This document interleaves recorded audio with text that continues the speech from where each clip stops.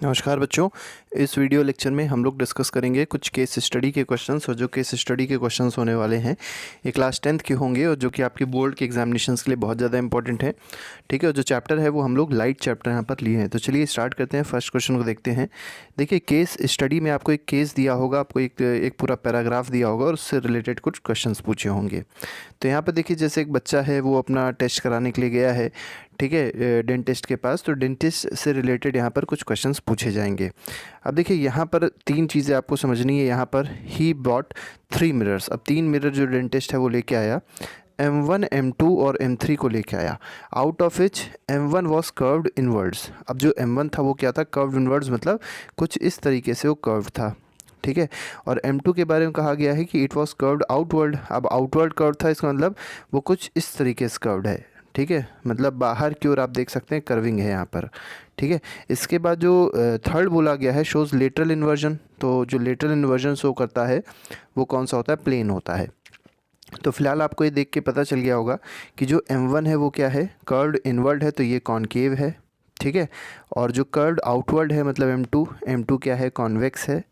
और जो ये वाला है थर्ड वाला, जो लेटर इन्वर्जन जो शो कर रहा है वो क्या है, प्लेन मिरर है। ये तो आपको देख के समझ में आ जाना चाहिए कि कैसे मिरर्स की यहाँ पर बात हो रही है। अब यहाँ पर पैराग्राफ पे आते हैं, पैसेज से रिलेटेड क्वेश्चन देखिए क्या कह रहा है।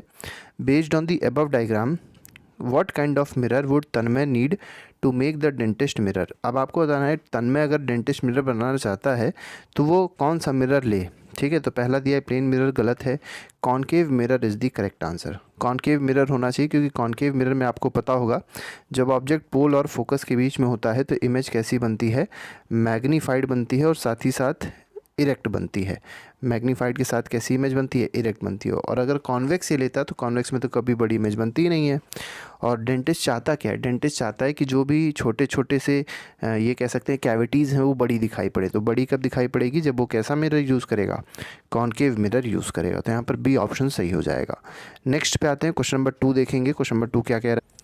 अब देखिए, क्वेश्चन नंबर 2 में कहा गया लॉज ऑफ रिफ्लेक्शन। आपको पता होगा 2 लॉज होते हैं रिफ्लेक्शन के। पहला होता है कि एंगल ऑफ इंसिडेंस बराबर एंगल ऑफ रिफ्लेक्शन होता है, और दूसरा लॉ क्या कहता है कि इंसिडेंट रे, रिफ्लेक्टेड रे, ठीक है, और नॉर्मल, ये तीनों एक ही प्लेन और एक ही पॉइंट पे लाई करते हैं। अब बताना है जो लॉज हैं ये किस मिरर के लिए फॉलो होते हैं।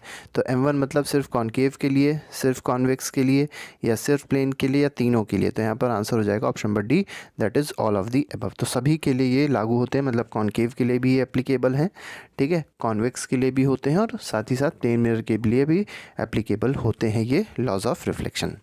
क्वेश्चन नंबर 3 देखते हैं। थर्ड कह रहा है full length image of a distant building can be definitely seen by a Tanmay using. अब देखिए, आपको बताना है अगर कोई बहुत ही दूर एक बिल्डिंग है, एक बहुत ऊंची बिल्डिंग है, ठीक है, और तन्मय जो है उस बिल्डिंग को देखना चाहता है, तो कौन सा मिरर उसको यूज़ करना चाहिए, आपको बताना है इस क्वेश्चन में। तो देखिए, अगर बहुत बड़ी बिल्डिंग देखनी है तो वो छोटी कब दिखाई पड़ेगी, छोटी तब दिखाई पड़ेगी जब वो कॉन्वेक्स मिरर यूज़ करेगा। ठीक है, और कॉन्वेक्स मिरर में ही उसको पूरी बिल्डिंग दिखाई पड़ सकती है, वरना उसको ना कॉनकेव मिरर में पूरी बिल्डिंग दिखाई पड़ेगी और ना ही प्लेन में उसको पूरी बिल्डिंग दिखने वाली है। नेक्स्ट पे आते हैं, क्वेश्चन नंबर 4 कह रहा है magnification produced by mirror M3। अब M3 का मतलब कौन सा मिरर है, तो प्लेन मिरर है। अब प्लेन मिरर में जो मैग्नीफिकेशन होता है, याद रखिएगा, हमेशा +1 होता है। क्या होता है, हमेशा, always it is equal to +1। तो यहाँ पर बोला गया लेस देन 1 गलत है, मोर देन 1 भी गलत है, इसका सही आंसर है इक्वल टू 1। और 1 में भी किसके कौन सा साइन होगा, तो प्लस का साइन होना ज़रूरी है। अच्छा, अगर आपसे पूछा जाए -1 किस मिरर में प्रोड्यूस होता है, तो ये कॉनकेव में प्रोड्यूस होता है। और ये तब प्रोड्यूस होता है जब ऑब्जेक्ट कहाँ रखा होता है, सेंटर ऑफ कर्वेचर पे रखा होता है। ठीक है, नेक्स्ट पे आते हैं, क्वेश्चन नंबर 5 देखेंगे। 5th क्वेश्चन देखिए क्या कह रहा है इसका। 5th में कहा गया है under which of the following, ठीक है, under which of the following condition can M1 form an image larger than the actual object. तो देखिए, कब इमेज बड़ी बन सकती है। M1 का मतलब पहले आप समझ लीजिए M1 कौन सा मिरर है, तो कॉनकेव मिरर है। ठीक है, अब पूछा गया कॉनकेव मिरर में कब इमेज बड़ी बनेगी। तो 2 केसेस में इमेज बड़ी बनती है। पहला केस होता है जब ऑब्जेक्ट पोल और फोकस के बीच में रखा होता है, और दूसरा केस होता है जब ऑब्जेक्ट फोकस और सेंटर ऑफ कर्वेचर के बीच में रखा होता है। ठीक है। अब यहाँ पर इस फोकस और सेंटर ऑफ कर्वेचर में अगर आप देखेंगे रियल इमेज बनती है, पोल और फोकस वाले में देखेंगे तो वर्चुअल इमेज बनती है, लेकिन क्योंकि यहाँ ऐसा कुछ कहा नहीं गया तो ऑप्शन के हिसाब से हम लोग टिक करेंगे। तो when the object is placed between focus and centre of curvature, बिल्कुल ठीक है, तो पहला ऑप्शन बिल्कुल सही है। सेकंड में कहा गया object is placed at a distance equal to radius of curvature, यहाँ तो बराबर की बनेगी, ये गलत है। Less than its focal length, ये भी सही है आपका, ठीक है। फोकल लेंथ कम होगी, मतलब जो ऑब्जेक्ट पोल और फोकस के बीच में होगा तो भी आपकी जो इमेज बनेगी वो मैग्नीफाइड बनेगी। और थर्ड में कहा गया greater than radius of curvature, यहाँ इमेज छोटी बनती है। तो इसका जो सही आंसर हो जाएगा वो क्या हो जाएगा, वो हो जाएगा ऑप्शन नंबर ए, और ऑप्शन नंबर सी दोनों क्या है, सही है। अच्छा, यहाँ पर एक चीज़ आप देखिएगा कि distance less than focal length बोला गया है, तो आपको कंफ्यूज नहीं होना, इसका मतलब ये हुआ कि बोला गया है पोल और फोकस के बीच में ऑब्जेक्ट रखा गया है।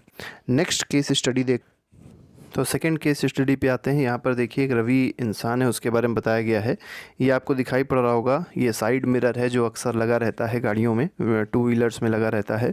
अब सबसे पहले तो आप ये समझ लीजिए, इसको रियर व्यू मिरर भी कहते हैं। और ये कौन सा मिरर होता है, तो ये होता है कॉन्वेक्स मिरर। कौन सा होता है, कॉन्वेक्स होता है।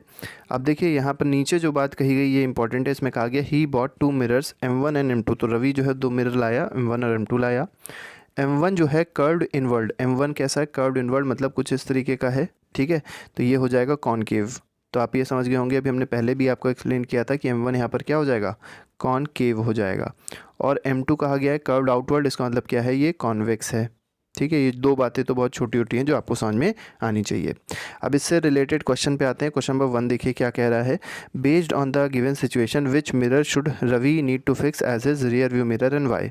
तो देखिए रवि को कौन सा मिरर फिक्स करना चाहिए, तो मिरर जो फिक्स करना चाहिए वो होता है convex.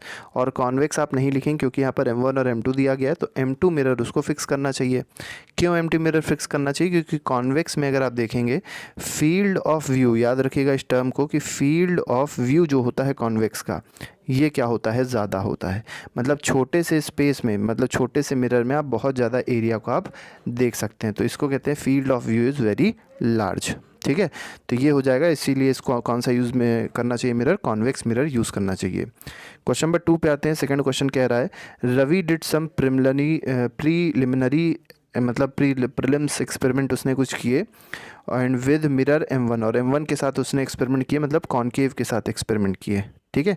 And found that magnification of real image of an object at 10 centimetre, ठीक है। तो ऑब्जेक्ट की जो डिस्टेंस दी गई है वो 10 सेंटीमीटर दी गई है, और जो मैग्निफिकेशन दिया गया है वो 3 दिया गया है।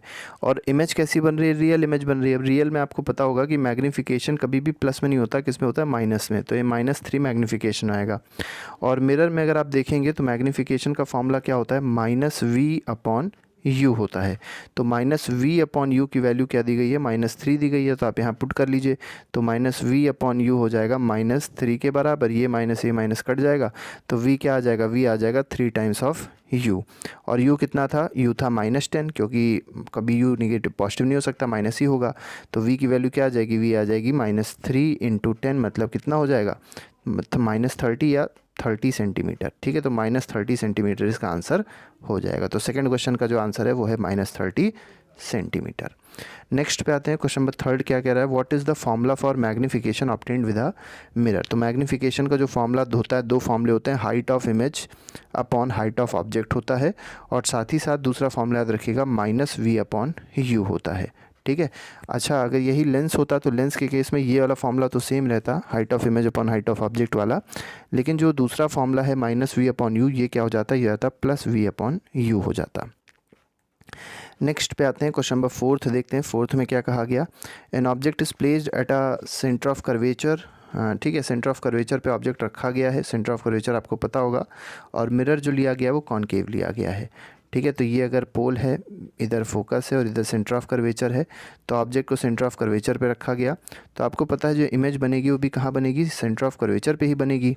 Find the distance between the image and pole. तो ये जो इमेज बन रही है सेंटर ऑफ कर्वेचर पे, और ये जो पोल है, दोनों के बीच की जो डिस्टेंस है उसको क्या कहेंगे, रेडियस ऑफ कर्वेचर कहेंगे। तो यहाँ पर आंसर क्या आ जाएगा, इसमें आंसर आ जाएगा 4 में रेडियस ऑफ कर्वेचर हो जाएगा ये, ठीक है। तो रेडियस ऑफ कर्वेचर इसका सही आंसर होगा। क्वेश्चन नंबर 5 पे आते हैं। 5 कह रहा है, an object is placed 60 centimetre in front of mirror M2। अब देखिए मिरर जो दिया गया M2 मतलब कॉन्वेक्स है, तो U की वैल्यू क्या दे दी गई, U हमेशा निगेटिव होता है, तो -60 दे दी गई है, ठीक है।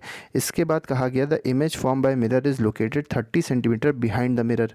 अब बिहाइंड द मिरर मतलब क्या है? बिहाइंड द मिरर मतलब ये होता है कि जिधर ऑब्जेक्ट रखा उसके अपोजिट साइड पे, तो वी जो होगा, क्योंकि ऑब्जेक्ट पॉजिटिव निगेटिव था और वी अपोजिट साइड में है, तो वी की वैल्यू हो जाएगी प्लस में 30 सेंटीमीटर। ठीक है, ये v हो गया आपका। अब कहा क्या गया है what is the object magnification, तो मैग्नीफिकेशन का फिर से फॉर्मूला लगा दीजिए, अभी हमने आपको बताया था। मैग्नीफिकेशन का फॉर्मूला क्या होता है? मैग्नीफिकेशन का फॉर्मूला मिरर के केस में होता है -v/u। अब -v की जगह आप क्या पर पुट करेंगे तो -30 हो जाएगा, u की जगह क्या पुट कर देंगे तो -60 पुट कर देंगे, तो ये कट जाएगा, तो आंसर आ जाएगा 1/2 आ जाएगा। ठीक है, इसको आप लोग सॉल्व भी कर सकते हैं, 1/2 ही इसका आंसर आएगा। ठीक है, तो 0.5 या 1/2 will be the correct answer.